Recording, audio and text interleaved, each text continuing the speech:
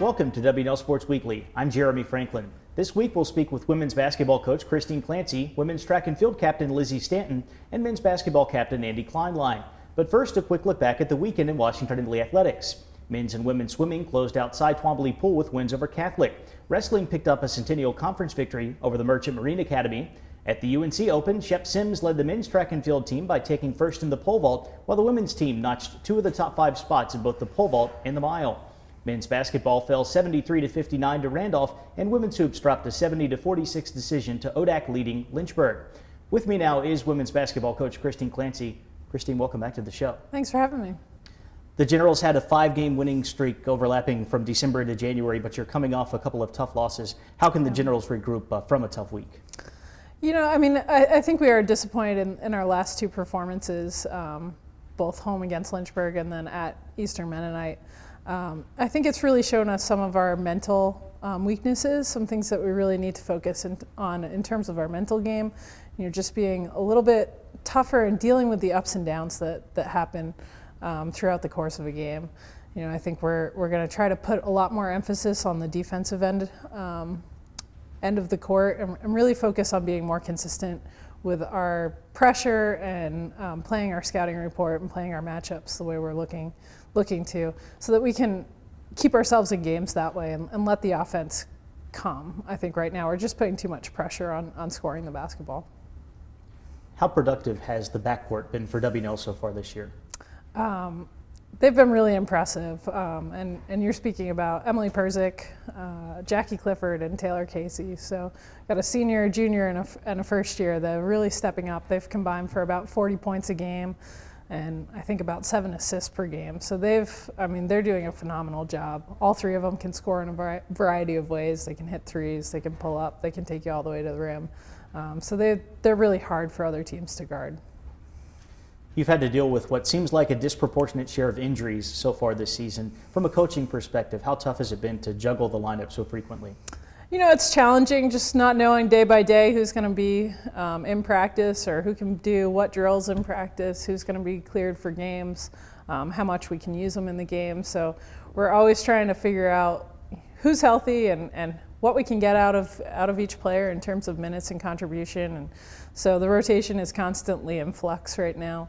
I think the biggest challenge for me has been, as I approach each game, I can't think of rotations just in terms of that game. I need to be thinking about more than just that one game. I need to be thinking long term in the season in terms of being ready and being healthy in February. The goal is to be playing your best basketball when the ODAC tournament rolls around. Now, what do the Generals need to do to make that happen? Some of the things that we've already talked about in terms of, you know, really improving our mental game, focusing on the defensive side of the basketball, getting healthy obviously would really help. If we had our full lineup healthy in February, that's going to be a game changer for us. But when it comes down to it, basically we need to learn the lessons that the season has taught us already. We've played some of the top teams in the country early in the season. We've had some tough losses recently. If we can learn from each of those experiences and put it all together at the right time, I think that we're going to have the experience under our belt to make a run in the ODAC tournament. Christine, thanks for joining us. Good luck with the rest of the year. Thanks for having us.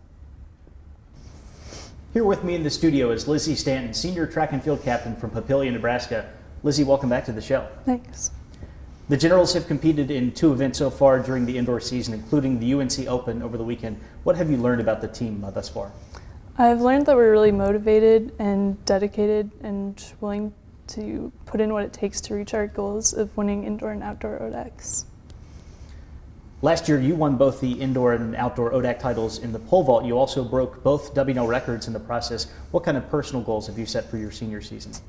Well, first of all, I just want to have fun because pole vault isn't really a sport you can continue recreationally. So, yeah, I just want to have fun, and I also want to break 12 feet and qualify for nationals. Several first years have contributed to the Generals so far this season. What have those new athletes brought to the program? They have definitely brought a lot of skill in all areas of the team, and they've brought a lot of energy, so I can tell that they're going to do what they need to do to help us reach our goals. Looking ahead, the month of February is going to be a very busy one for the Generals. It concludes with the indoor conference meet. What are WNL's goals as you prepare for the ODAC championship? Like I said, we want to win indoor and outdoor ODACs, and we want to focus every day on what we're doing on the track and outside the track to get us where we need to be to achieve those goals. Lizzy, thanks for joining us. Best of luck throughout the year. Thanks. I'm joined now by Andy Kleinlein, senior basketball captain from Chesterfield, Missouri. Andy, welcome back to the show. Thanks for having me. Following a 1-7 start, the Generals have won 5 of their last 7 games. What's led to the turnaround for WNL? I think that winter break was huge for us. It kind of gave us a chance to reset. We started off with probably 4 or 5 straight good practices before we went down to Daytona. Kind of picked it up from there, had a couple tough games, won one of them, and we started to believe in what we do. And I think it just started on the defensive end, just getting stops, and then that translated over to offense where we were taking care of the ball, just doing the things that we needed to do. You've had 3 20-point games during the stretch of 5 wins in 7 games. You had a career high 25 in a victory over St. Mary's in the WNL Holiday Tournament. Are you looking to attack the rim, looking for your shot a little bit more on the offensive end? I wouldn't say my mentality's really changed. I think it helps a lot when Clayton and Devin are playing well. Kind of opens up the offense and makes us pretty dynamic. So I just let the game come to me and then see where the opportunities are. But I think it's just kind of shows that we're focused offensively and anyone can step up any day. WNL seems to be at its best when you're locked in on the defensive end. We saw that in a big win over Emory and Henry last Wednesday. How important is it to maintain that kind of intensity as you get into the meat of the ODAC schedule? I think that's the most important thing for us. Like I said earlier, it kind of translates over to offense where if we're getting stops, making the offense work every single possession, they're a little bit more worn down when we come down the court so we can get better possessions. So it's very important, and teams get frustrated if you keep wearing them down like that. 4 of your next 5 games are on the road, starting with Eastern Mennonite on Wednesday night. What do the Generals need to do to be successful away from home? Just the things we talked about, getting stops defensively, being very focused, taking care of the ball. I think that's where it starts, but it's hard to go out and win games, especially on the road during the middle of the week. So we just got to come in focused and ready to go. Andy, thanks for joining us. Good luck with the rest of the year. Thanks for having me.